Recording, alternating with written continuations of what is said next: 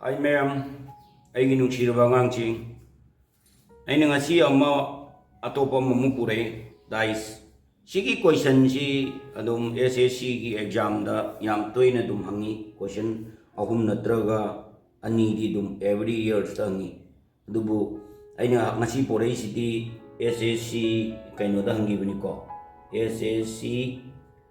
GD 2023 da hangba question ni ko. Aina ngasi porai si. Question je hari jate ne te par su yai padra su yai question jidi but diagram the way na sidi dum hai beni the two position of the dice are given below makada ni jipire what will come on the face opposite to the face contain 3 gi opposite chi kai lakadage na hai beni on it hai beni sida ani pirami ahum piram bajawi mari piram bajawi ai ahum pi bajoi hot ke ko simaina piram targadi उसकी दाई अनी box हाइतारेने Sumba अनी जे पिरम तारगदी कइदोगे ना अहामबद नोइनी येंगदबसी कमन लोइबा मसिंग दो हानि येंगो यावबस अनी मक्ति यावबदो सिगी box 1 जिदा मा 2 जिदा मा यावब अनी जे करमना हाना कमन लोइगी दु येंगो सिदा अहामबद यावज 1 3 4 1 5 6 अदु तारगदी 1 जी अनी मक्ति यावरे अनी मक्ति यावरे अतैददी यावद्रे अदुना 1 दगी हौरोब इंट्री अकोगी इंट्री कोप वाइस तो हौरोब कुमाइन होक्तार सी 1 नि सुमाइन लाओ 1 दगी सुमाइन चलहलो अदि सी जु 1 दगी सुमाइन लाओ सी जु 4 बॉक्स सुमाइन लाहलो अदु इतारी हौरसे हाम 1 गी बॉक्स डाइस फर्स्ट डाइस दी बॉक्स दगी हौरसे सिगी फर्स्ट दगी हौरसे बे कोइना अदु इतार गदी सिदा आई इरगी को फर्स्ट दगी हौरसी फर्स्ट की कुमाई तौरगी फर्स्ट की डाइस दे हौगदुइसि कइदोगे हम दमदा हाइतारे सिगी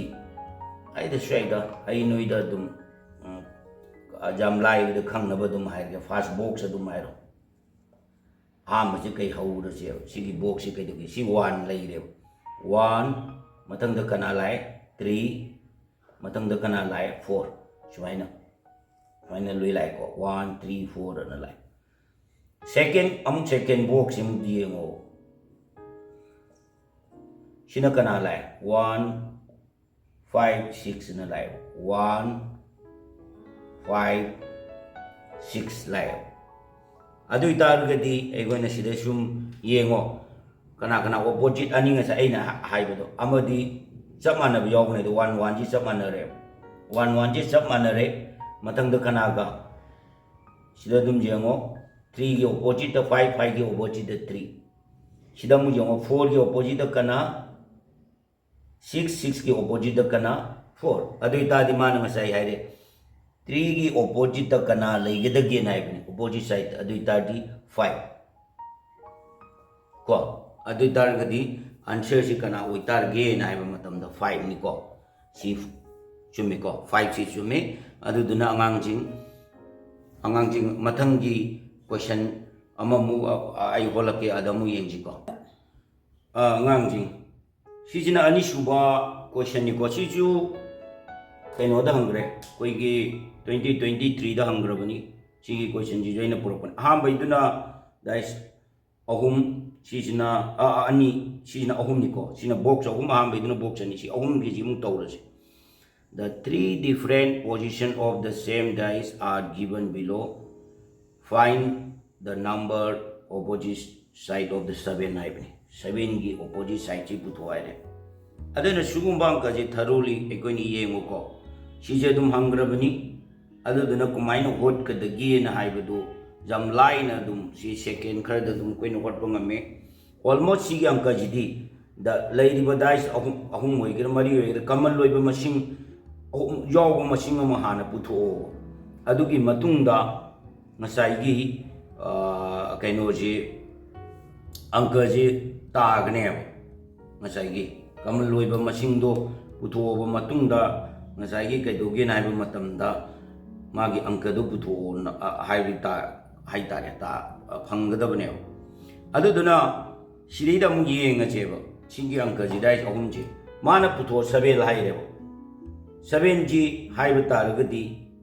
मसाई बॉक्स दु लापम तमदा हाम बसदे दिमाई 7 जी याउद्रे ꯁꯤ ꯑꯩ ꯁꯨꯝ ꯂꯣꯖꯤꯛꯀꯤ ꯋꯥꯅꯤꯀꯣ ꯀꯃꯟ ꯂꯣꯏꯅ ꯄꯨꯊꯣꯛꯄꯗꯣ 7ꯁꯤ ꯌꯥꯎꯗ꯭ꯔꯦ ꯑꯍꯥꯟꯕ ꯕꯣꯛꯁꯁꯤ ꯐꯥꯔꯁ ꯕꯣꯛꯁꯁꯤ ꯀꯟꯁꯤꯗꯔ ꯀꯤꯞ ꯇꯧꯕ ꯊꯝꯈ꯭ꯔꯣꯕ ꯁꯦꯀꯦꯟ ꯕꯣꯛꯁꯇ ꯃꯥꯅ 7 ꯌꯥꯎꯔꯦꯕ ꯍꯥꯏꯕꯗꯤ 7 ꯄꯨꯊꯣꯛꯇ꯭ꯔꯤꯕꯅꯤ ꯁꯤ ꯈꯪꯉꯣꯕ ꯑꯗꯨꯗꯤ ꯁꯦꯀꯦꯟꯒ ꯊꯥꯔꯗ 7 ꯌꯥꯎꯔꯦꯕ ꯑꯗꯨꯗꯨꯅ ꯉꯁꯥꯏꯒꯤ 7ꯒ ꯌꯥꯎ ꯑꯅꯤꯁꯤꯒꯤ ꯊꯪꯅꯕ ꯑꯅꯤꯁꯦ ꯑꯩꯈꯣꯏꯒꯤ ꯀꯔꯤ ꯍꯥꯏꯇꯥꯔꯦ ꯆꯞ ꯃꯥꯟꯅ ꯌꯥꯎꯕꯁꯦ 15ꯁꯤ ꯁꯤꯗꯁꯨ ꯌꯥꯎꯔꯦꯕ ꯁꯦꯀꯦꯟꯗ 15ꯁꯨ ꯌꯥꯎꯔꯦ ꯊꯥꯔꯗ 15ꯁꯨ ꯌꯥꯎꯔꯦ ꯑꯗꯒꯤꯗꯤ 7 ꯄꯨꯊꯣꯛꯀꯗꯕꯁꯨ ꯌꯥꯎꯔꯦ ꯑꯗꯨ ꯇꯥꯔꯗꯤ ꯑꯅꯤꯁꯤ ꯑꯣꯏꯅ ꯁꯤꯖꯤꯟꯅꯔꯣꯕ ꯐꯥꯔꯁ ꯁꯦꯀꯦꯟ ꯊꯥꯔꯗ ꯍꯥꯏꯕꯅꯦꯕ ꯗꯥꯏꯁꯦ ꯐꯥꯔꯁꯁꯤ ꯇꯣꯛꯊꯣꯛꯑꯣ ꯁꯦꯀꯦꯟꯗ ꯉꯁꯥꯏꯒꯤ ꯁꯦꯀꯦꯟꯒ ꯊꯥꯔꯒꯤꯁꯤ ꯁꯤꯖꯤꯟꯅꯕꯒꯤ ꯃꯔꯝꯗꯤ 7 ꯄꯨꯊꯣꯛꯀꯗꯕꯗꯨ ꯌꯥꯎꯔꯦ ꯑꯗꯨꯗꯨꯅ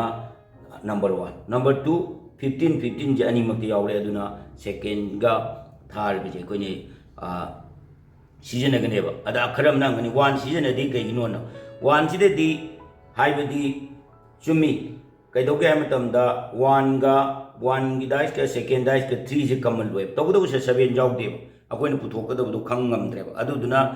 1 जे कीप तोबै वानी मा कमल लोय यावरगो अदुबो 2 गा 3 गा दि कमल लोय मसिंग सु यावरे पुथोकदबा मसिंग सु यावरेबा अदुदुना कोइना 2 गा 3 गा छि लौबै वानी अदुदुना 1 जी लौदबै वानी अदुइतादि सिदे येंगो सुमाइने इंटी क्रॉप वाइज द को येंगो 15 जी सिदे यावरे से जु यावरे 15 जी सेकेंड द यावरे थर्ड यावरे 15 जी सुमाइने लैरे लाओ सुमाइने लैरे लाकदो अदुइतादि सि 15 जी सुमाइने लैरे गा लाओ सिनी लैरे गा लाइस अदुइतारगदि सेकेंड डाइस दगी एको येंगसेबो फंगदुजे केनो 15 जी होरजेबो 15 नेक्स्ट कना लानी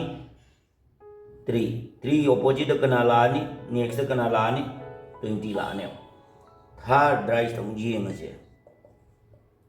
15 चलै रे 15 की ऑपोजिट मथंग कना लानी 7 लानी 7 की मथंग कना लानी 8 लाने अदु वै बतारगदि अइगोने कइदोगदगे द ngसाइगी अनि मानबनी द चटख्रे सिदे दम येंगसे अदु तारगदि 3 की ऑपोजिट कना लानी 7 7 की ऑपोजिट कना लानी 3 20 की ऑपोजिट कना लानी 8 8 की ऑपोजिट कना चक्रनी 20 अदु इतारगदि कोइने पामीबदि